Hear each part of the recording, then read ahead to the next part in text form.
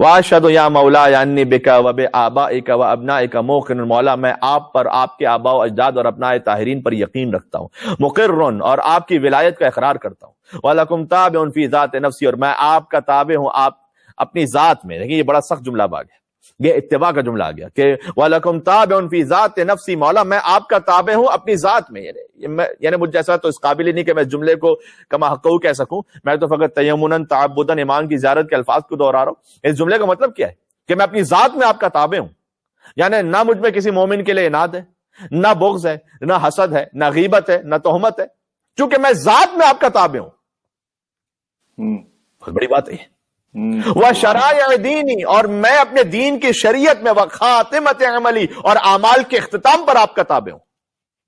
سبحان اللہ، ایک عجیب منزل ہے۔ وَمُنْقَلَبِی وَمَثْوَایَ، اور میں ہر حرکت میں اور ہر سکون میں آپ کا تابع ہوں۔ سبحان اللہ، سبحان اللہ، میری حرکت میں تو آپ کی وجہ سے میرا سکون ہے، تو آپ کی وجہ سے۔ بے کیا شان امام علی نقی السلام کے ملتی کو اور صلوات بھیجے محمد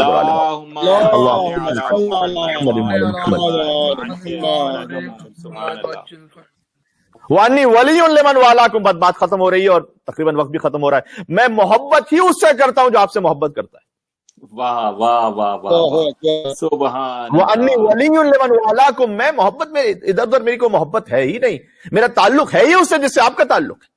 کیا کہنے، لمن عاداکم، میری عداوت اور دشمنی بھی فقط اس سے ہے جو آپ کے دشمن ہے۔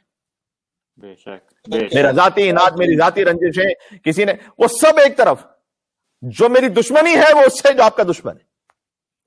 مومن بسرکم، میں آپ کے رازوں پر ایمان رکھتا ہوں۔ راز مجھے پتا تو نہیں ہے لیکن میں ایمان رکھتا ہوں۔ وعلانیتکم، میں آپ کی کھلی ہوئی باتوں پر بھی ایمان رکھتا ہوں۔ سبحان اللہ۔ وَأَوَّلِكُمْ وَآخِرِكُمْ، میں آپ کے اول پر بھی ایمان رکھتا ہوں، میں آپ کے آخر پر بھی ایمان رکھتا ہوں۔ بِأَبِي أَنْتَ وَأُمِّي، تو بس اب تو حق بنتا ہے نا کہ جملہ کہا جائے کہ میرے ماں باپ آپ پر فدا اور قربان ہو جائے۔